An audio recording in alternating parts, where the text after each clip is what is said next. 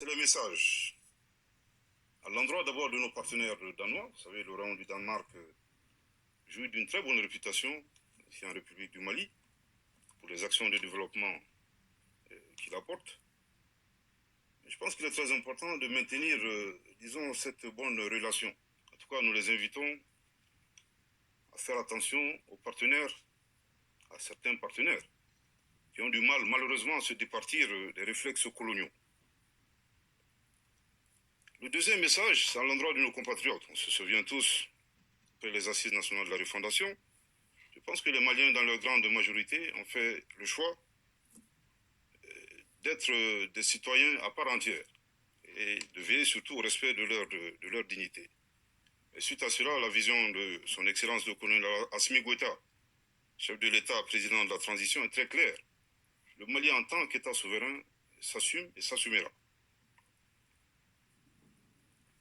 Vous savez, nous avons été surpris ces derniers temps d'entendre, je pense qu'il faut le clarifier, une fausse accusation de la part du ministre, de Madame le ministre des Armées, Madame Florence Parly, française, de l'armée française, accusant les autorités maliennes de faire de la provocation.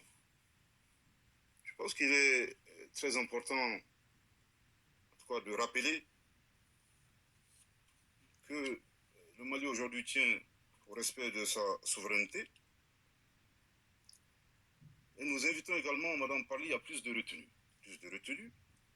Également à respecter le principe élémentaire, vous savez, de non-ingérence dans les affaires intérieures d'un État. C'est le principe élémentaire des relations internationales.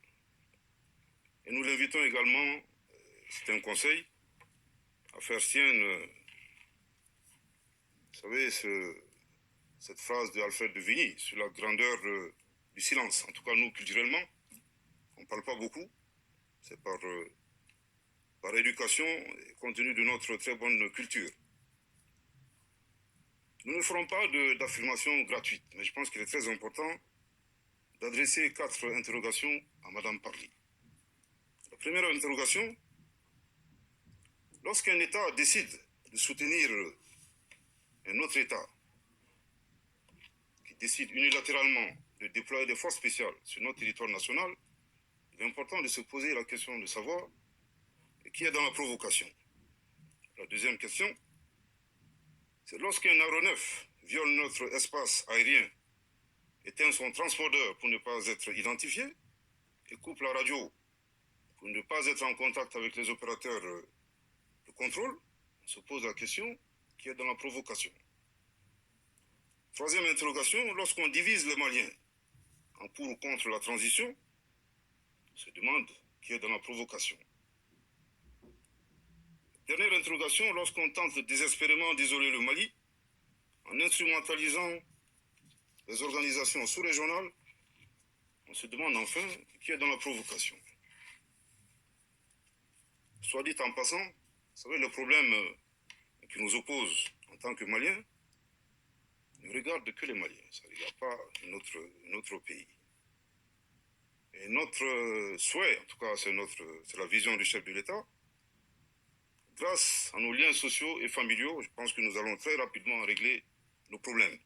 Et je voudrais ici féliciter l'ensemble de la classe politique malienne, la société civile, les différents mouvements pour leur patriotisme, quel que soit leur avis, divergent ou convergent sur la transition. En tout cas, nous sommes entre Maliens, encore une fois, conformément à la vision du chef de l'État, nous allons trouver une solution de manière consensuelle. Un autre point, soit dit en passant, le problème entre le Mali et les organisations régionales ne concerne que les Africains. Vous savez, ayant en partage l'histoire et la géographie. Avant de terminer, je voudrais ici insister sur le fait que le Mali tient à la paix et la sécurité internationale et surtout à la coexistence pacifique entre les États. Nous ne sommes pas un peuple violent ni belliqueux. Et enfin, nous tenons également au respect de notre État et de notre dignité en tant que peuple ayant une riche histoire et surtout issu de très grandes civilisations. Merci beaucoup. Voilà. Bon, allez, on arrête là. Voilà, très bien. Bonjour à tous. Aujourd'hui, nous sommes donc le 28 janvier 2022. Vous voyez là, c'est le porte-parole, je crois, du gouvernement de monsieur Assimi Goïta, avec comme Premier ministre Choguel Maïga. C'est excellent.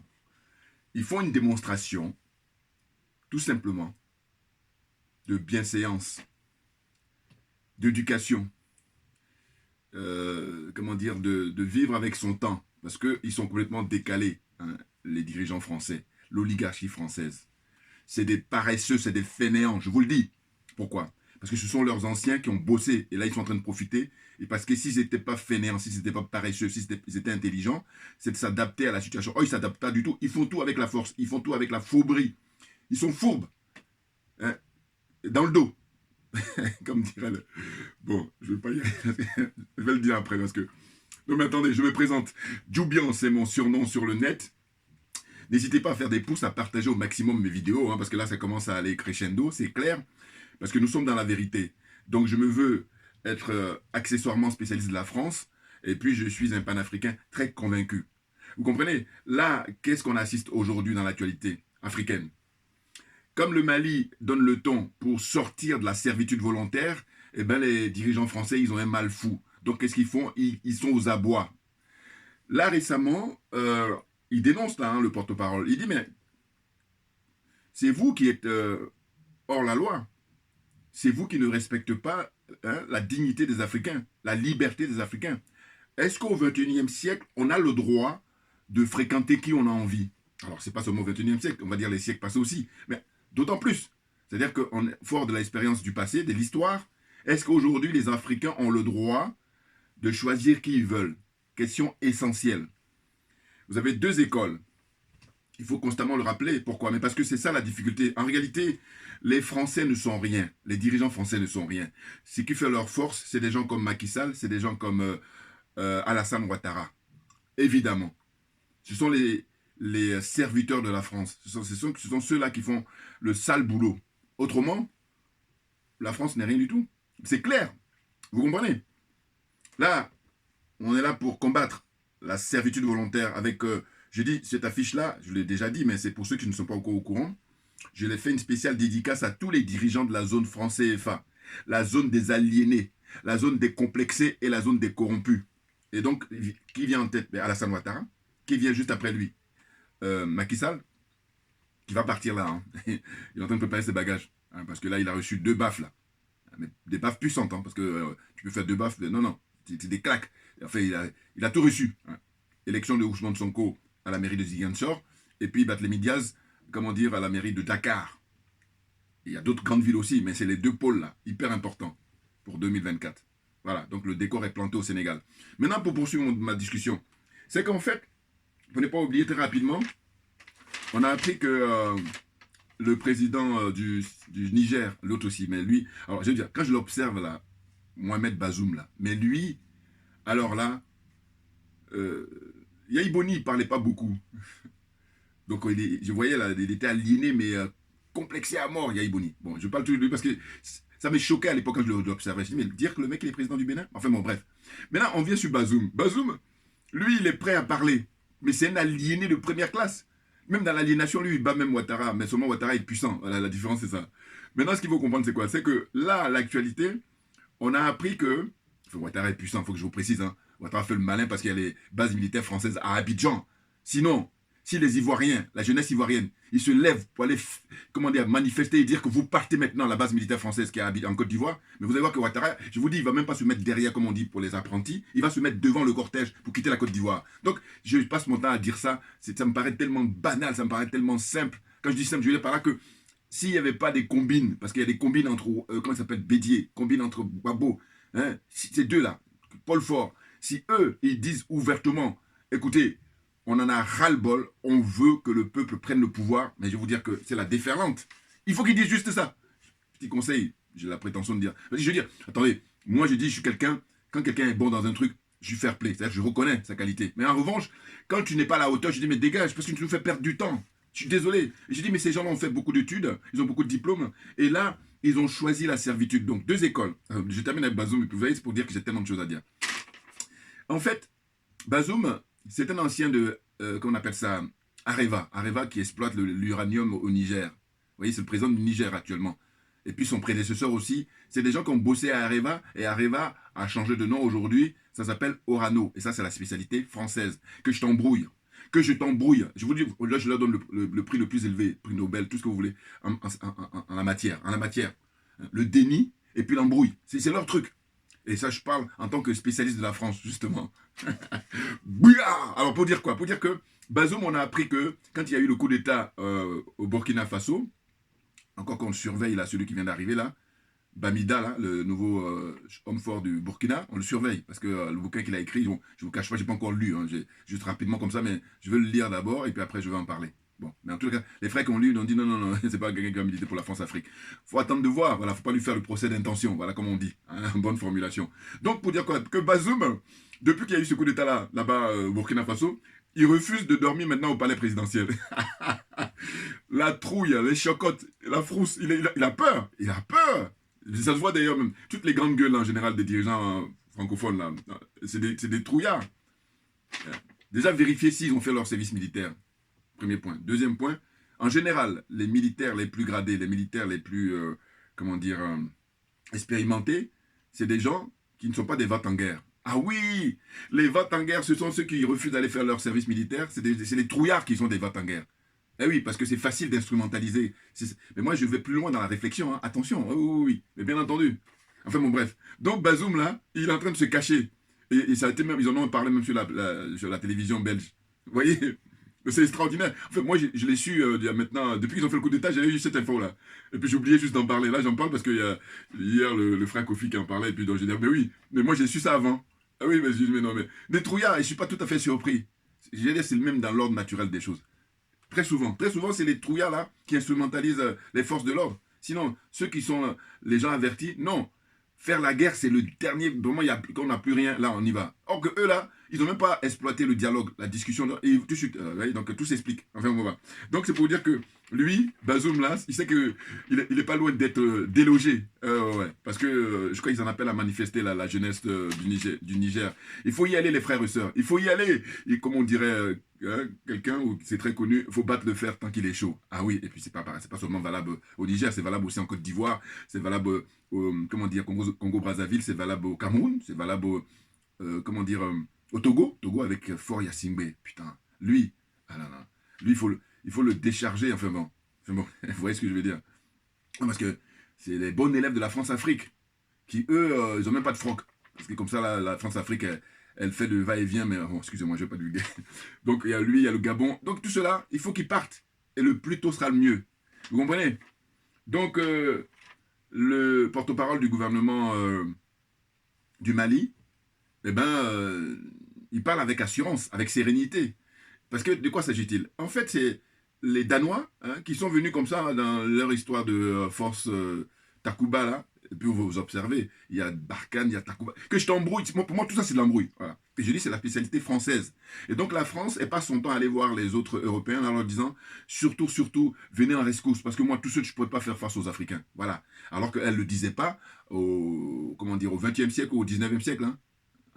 Vous avez observé que, contrairement au siècle passé, le siècle passé, elle était toute seule, elle était sûre d'elle. Voilà. Elle avait les bottes d'impérialistes, de colons, là, elle débarquait, mais sans gêne. Tandis qu'aujourd'hui, il se trouve qu'il y a une nouvelle génération à qui elle a affaire.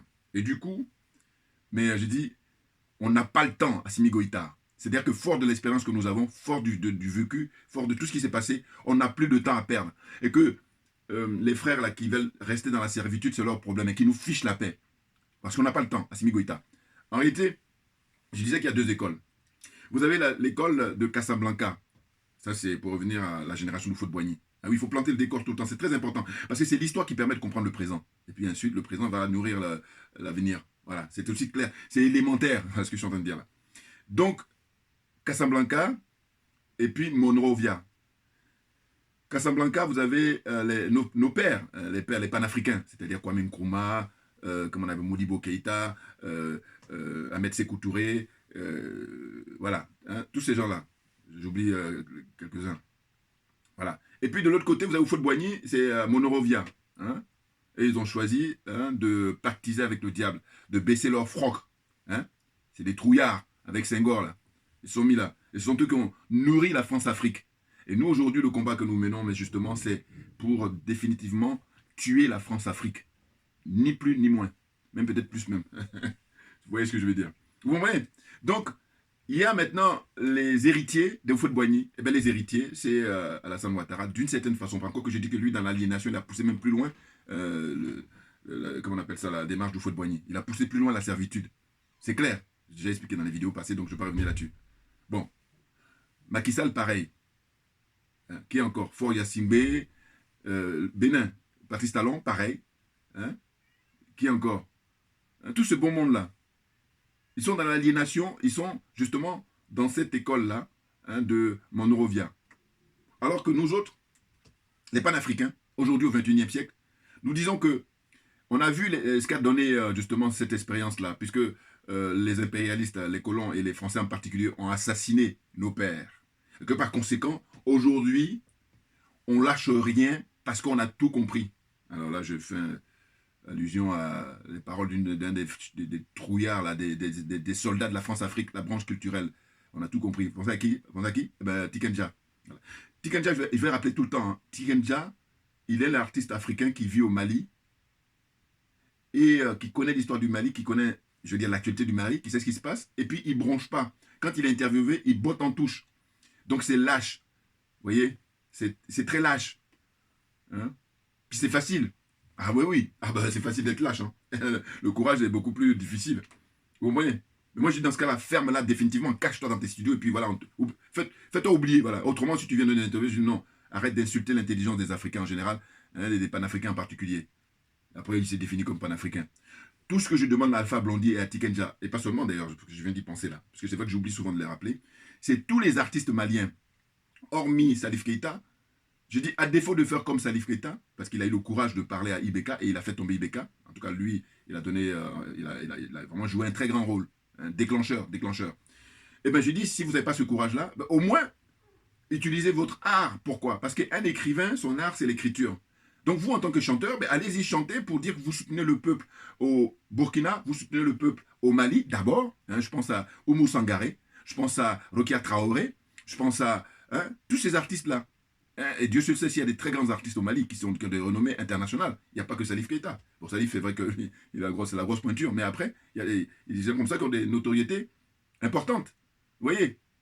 Donc, il faut que ces gens-là, le minimum, et ça c'est le minimum, il faut faire des concerts pour dire qu'on soutient le peuple dans ces pays-là. J'ai cité, le Mali en premier, hein, et comme on dit, la charité bien ordonnée. Donc, vous qui êtes chanteur, musicien originaire du Mali, vous devez faire des concerts pour soutenir le pouvoir en place, c'est-à-dire le président, son excellence Assimi Goïta, et puis son premier ministre Choguel Maïga. Voilà. Constamment. Dès qu'il y a des manifestations, dès qu'il y a des rassemblements, vous devez faire des concerts. Or, ce n'est pas le cas. Vous êtes tous là cachés et puis vous jouez les spectateurs. Mais c'est grave. Là, je dis, on va sortir les archives le moment venu. Je suis désolé, non, mais parce que c'est trop facile. On ne peut pas profiter. Parce que c'est ça le problème de l'être humain. C'est-à-dire qu'il y a des gens, quand la guerre est en cours, ils se cachent, ou même ils jouent les collabos. Là, on est avec les collabos, là. Et puis quand la guerre est terminée, maintenant tout le monde vient bomber le torse pour dire oui, j'ai été résistant. Donc on va sortir les archives. Qui a fait quoi? On va le savoir. Qui a dit quoi? Qui a pris des risques? Là, on va le savoir. N'importe quoi. Donc je dis, tous les artistes africains, là, surtout la zone francophone, eh ben, allez-y chanter en République centrafricaine, allez-y chanter au Mali, allez-y chanter au Burkina Faso. Et le mot d'ordre, c'est on vient chanter pour le peuple. Voilà, faites ça maintenant là, en janvier. Et puis je dis au plus tard en février. Parce qu'après, c'est trop tard. Parce que là, comment on appelle ça? Les dirigeants maliens, ils sont en train de bosser, ils ont un bras de fer là énorme. Parce que les Danois, là, ils ont fait marche arrière. Hein. Ah ben oui. Parce que la France leur a dit, allez-y. Là, les dirigeants maliens disent, non, on vous a rien demandé. Allez, pliez bagages. Donc là, ils ont pris les bagages. Et puis, là, quand c'est comme ça, Florence Parly, la ministre de la Défense française, elle perd tous ses moyens. Il n'y a pas que elle. Et tous, ils perdent leurs moyens. Vous les écoutez, Macron, elle, et puis Le Drian, là. Voilà. Lui, il est en conflit d'intérêt parce que son fils est là-bas en Afrique, fait les affaires. Vous vous rendez compte? Mais ça, c'est propre à la France. Hein. Attention. C'est pour ça que je vous dis souvent que la France est disqualifiée en matière démocratique. C'est clair. Quand on dit que tu es disqualifié, c'est-à-dire qu'en fait, tu n'es pas en mesure de compétir. Donc, je ne vais pas perdre du temps. On n'a pas de temps à perdre, Assimi Goïta. Bon. Donc, on va gagner du temps. Donc, voilà, il est question d'aller à l'essentiel, là. Donc, l'essentiel, c'est quoi? C'est de dire que, écoutez, on a eu à discuter, là, ces derniers temps, sur la rupture diplomatique qu'il doit y avoir entre la France et tous les pays du franc CFA. Moi, souvent, je disais 10-15 ans. Voilà. Ou encore la sœur Yamb, quand elle était intervenue à Sochi, là-bas en Russie, en octobre 2019, elle avait dit « Souffrez qu'on puisse se détacher de vous, je résume, hein, pendant 10 ans. » Je crois qu'elle a donné un truc comme ça. Mais très souvent, quand je fais des vidéos, là, il y a des frères qui disent « Mais non, 10-15 ans, c'est trop peu. » Je leur donne raison constamment, hein, évidemment. Mais comme j'ai beaucoup réfléchi sur la question, écoutez, vous allez me dire, hein, parce que ce que j'adore, c'est l'échange qu'on a, notamment au niveau des commentaires. Ces derniers 24 heures, ben justement, j'ai trouvé une idée. Alors, ça se trouve, il y a des gens qui ont trouvé comme moi. Maintenant, c'est du bonheur puisqu'on ne se connaît pas. Donc, c'est ça qui est intéressant. L'idée, c'est quoi? C'est que c'est en fait en réfléchissant, parce que je dis, c'est vrai que 10-15 ans, c'est trop peu, et puis d'autres disent, non, il faut monter. Maintenant, quel est le bon chiffre? Bon, sachant qu'évidemment, en la matière, mais là, je vais être concret, là, hein, j'y vais. En fait, moi, mon idée, c'est de dire que, finalement, le franc CFA a été créé le 26 décembre 1945. Et aujourd'hui, le franc CFA a toujours cours, c'est-à-dire qu'il est toujours en usage. Donc, nous sommes en janvier 2022. Et je pars en théorie, hein, théoriquement, ou par hypothèse. Le Mali, par exemple, au plus tard, le 26 décembre, suivez mon regard, hein, 26 décembre 2022, sort du franc CFA. Eh bien, on va faire les calculs, année par année, et là, on sera rendu à quoi? On sera rendu à 77 ans. Écoutez bien ma réflexion, ou ma démonstration. Donc, ça veut dire quoi? Ça veut dire que pour moi, si on suit ce raisonnement-là, cette logique-là, eh bien, ça fait que rupture diplomatique, rupture militaire, rupture politique, en fait, rupture avec la France, c'est-à-dire on coupe tout. Hein, un peu comme a pu le faire le président Kagame. Maintenant, ce qui est dommage, c'est qu'il est revenu parce qu'ils l'ont séduit là, en lui donnant le poste de président de la francophonie. Bon, il est bizarre. Mais bon, cela dit, je vous dis par rapport aux autres, quand je le compare à Alassane Ouattara, je le compare à Tshisekedi, il est beaucoup plus digne. Voilà. Donc c'est pour ça que je dis. Voilà. Et puis j'ai déjà parlé de ça longuement, donc ceux qui veulent savoir mon argument là-dessus, regardez mes anciennes vidéos. Voilà. Donc pour dire quoi, je fais ma démonstration. Je dis que si par hypothèse, parce qu'ils sont en train de travailler là, hein, ils vont sortir du franc CFA, c'est ce qui est prévu. C'est une marche normale d'ailleurs. On ferme d'abord les bases militaires et puis après on enchaîne sur le franc CFA. Donc le Mali sort, s'ils sortent avant, je suis le premier à applaudir, enfin en tout cas ceux qui sont très nombreux, mais en tout cas au plus tard le 26 décembre. Parce que je vous dis, la politique c'est le symbole, c'est hyper important le symbole. Et les Français en savent quelque chose. Et là où je vous parle, un spécialiste de la France qui vit en France depuis des décennies. Donc je sais que justement, j'ai trop observé leur fonctionnement. Donc le symbole c'est le 26 décembre 2022, le Mali sort du franc CFA officiellement. Ah ben oui. Donc ça fera 77 ans. Eh bien, rupture entre le Mali et la France durant 77 ans. Alors, il y en a qui vont pouffer des rires, et puis il y en a qui vont dire, ah tiens, voilà. Hein, on fait jouer, il faut cogiter là les gars. Hein. Oui, c'est très important. Et ça veut dire quoi? Ça veut dire que s'il y a des pays qui sont les plus courageux, partent avant, c'est tant mieux.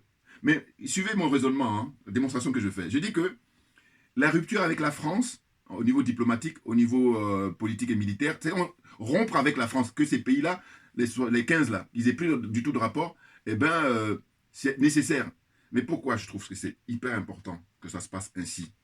Mais tout simplement parce que je dis, l'utilisation de cette monnaie, c'est une monnaie de servitude, d'abord, c'est une monnaie de singe, c'est une monnaie nazie, elle a été démontrée par le professeur Nicolas Abou, et que par conséquent, il y a eu beaucoup de dégâts à tout point de vue. On va énumérer, regardez le bouleversement sur le plan économique, le manque d'industrialisation de ces pays-là, la santé, l'éducation, la culture. En fait, il y a des répercussions, mais on ne peut pas imaginer, mais énormes, incommensurables. Vous comprenez ce que je veux dire? Donc, ce qu'il faudrait, c'est les frères qui sont spécialistes en droit, spécialistes en économie, spécialistes... vous voyez ce que je veux dire? Chacun, comme je dis toujours, que notre génie, c'est l'énergie que nous avons, parce que c'est propre à chaque individu. C'est vraiment individuel. Tu ne peux pas partager. Voilà, c'est la nature qui nous a doté de ça. Maintenant, ce qu'il faut apprécier, c'est être fair play, être solidaire, pour qu'on puisse être tous gagnants. C'est la seule façon. Parce que les autres en face, ils ont été solidaires. Ils sont solidaires, et c'est pour ça qu'ils nous piétinent. Donc moi, j'ai trop compris ça. Vous comprenez? Voilà. Donc j'espère que vous avez bien saisi ma démonstration, parce que quand j'ai eu l'occasion à chaque fois de faire des vidéos, je disais toujours 10-15 ans, et puis il y a des frères qui disent non, plus. Ils ont raison. Mais là, j'ai dit, bon, il faut trouver... Et bien là, qui dit mieux? Voilà. Ah oui, j'adore ça, les charmants. Qui dit mieux? La démonstration que je viens de faire. Ça veut dire que si, par exemple, la Côte d'Ivoire, par exemple, avec Alassane Ouattara, eux, il ne faut pas compter sur eux pour sortir de sitôt. Hein. Donc, on va dire que Alassane Ouattara, comme il n'est pas éternel, parce qu'il faut, bon, il n'est pas éternel, hein, on est tous mortels, eh bien, on va dire à Côte d'Ivoire, mettons 80 ans. Là, je suis gentil, hein, parce que même 90 ans. Bon. 80, on va dire 80. Hein, le Mali, 77 ans, hein, la Côte d'Ivoire, 80. Donc, ceux qui vont prendre le pouvoir en Côte d'Ivoire en ce moment-là, c'est 80 ans de rupture avec la France. Et la précision que je dois apporter pour l'argument, hein, pour enfoncer le clou, parce qu'il y en a qui vont croire que je dis ça comme ça. Mais parce que je dis simplement que les dégâts que ça a commis, bah oui, et du coup, tous les Africains qui sont morts depuis la création du franc CFA. Là, quand je dis ça, je suis gentil, hein, parce que sinon on peut remonter aussi de l'esclavage. Ah bah oui, il y a eu 4-5 siècles. Donc, la facture, elle est très lourde. C'est même pour ça qu'ils ne savent même pas par quel bout commencer. Donc, ils font une fuite en avant. Et comment on a compris ça? Parce qu'on fait jouer notre intellect. Voilà, c'est là où c'est intéressant. Et du coup, je dis, bon, écoutez, vous êtes cernés, donc rendez vos armes. Ceux qui se souviennent des vieux films western, là. Vous êtes cernés, donc rendez vos armes. Et puis là, quand je dis ça, c'est en bonne intelligence. Autrement, la jeunesse africaine est en train de s'atteler à vous foutre dehors, à vous botter les fesses. Hein? Vous voyez la Bazoum, là, quand il va se cacher. Parce que lui, il sait ce qu'il attend. Ah oui, parce que Kaboré, là, vous l'auriez demandé il y a 1 an, est-ce qu'il allait se faire virer? Même j'ai dit 6 mois, même 3 mois, même peut-être même le jour même, voilà, le jour même. Pourquoi je vais très loin? Est-ce qu'il est en train de tweeter pour féliciter l'équipe de football du Burkina? Autant dire qu'il est complètement à l'ouest. Il n'est pas le seul. Donc, chers frères et sœurs, cette démonstration-là, elle est venue, hein, c'est divin. Oui, parce que, comment on échangeait, et puis je donnais toujours raison, je dis, bon, vous avez raison que ça soit beaucoup plus, mais ce qui est fort intéressant, c'est d'argumenter. Et d'ailleurs, je le dis souvent à mes enfants, je dis, si tu veux, si tu argumentes, moi, je ne m'intéresse pas à ton âge, ce qui m'intéresse, c'est ton argument, voilà. Je ne suis pas comme certains qui disent, ouais, comme je suis beaucoup plus âgé. Non, non, non, non, non, argumente, voilà. Et moi, mes enfants, ils le savent. Donc, l'argument, il est là. Hein. Le fait qu'il y en a qui vont mettre 77 ans, il y en a qui vont mettre 80 ans, il y en a qui vont mettre 100 ans. Enfin bon, on en reprend. Heureusement, parce que ça va faire boule de neige naturellement. Quand le Mali va sortir, vous allez voir, ça va faire comme, vous savez, les fils, ça va s'effilocher. Hein, boule de neige, d'une part comme image, et puis aussi, enfin, le fil, là, vous voyez, quand on tire un, tout va partir en vrille. Voilà, ça va se défaire, voilà, ça va se défaire. Et du coup, eh ben, le franc CFA, il sera enterré définitivement, puisqu'il ne va plus exister. Et qu'on ne nous parle pas de écho, l'embrouille, le vol, hein, de M. Ouattara associé avec M. Macron. Voilà, les voleurs comme ça, les tricheurs. Il me fait penser à des gens à l'école, au lieu de travailler comme tout le monde, non, non, non. Ils regardent sur de la copie et puis ils piquent les idées. Vous êtes des minables. Vous êtes des minables. Voilà ce que vous êtes. Rien d'autre. Non, mais franchement. Ah non, mais en plus, ce que je fais là, c'est du minimum. Hein. Ah ben oui. Et je dis que moi, on va vous arrêter et on va vous juger. Il va y avoir un procès, vous avez vos avocats. Et comme j'ai dit, la France, elle est condamnée d'avance parce qu'on l'a prise en flagrant délit. Donc à partir de là, on va faire juste le procès pour la forme. Voilà. On a toutes les preuves. Donc on fait comment? Donc, Assimi Goïta, on n'a pas de temps à perdre. Voilà. Donc, merci à vous tous pour votre attention. Et on lâche rien. C'est vraiment avec du bonheur qu'on voit là, la jeune génération, vous voyez le porte-parole là, hein, eh ben, il s'exprime avec aisance, tranquillité. Et il donne des cours à tous les niveaux, à tous les dirigeants français là. Ayez la bienséance. Comprenez? Nous, on n'aboie pas là, on ne parle pas, mais on est en train de travailler justement. Voilà. Vous êtes des gros paresseux, passez votre temps à fanfaronner. Merci beaucoup pour votre attention et puis à très bientôt. Merci bien.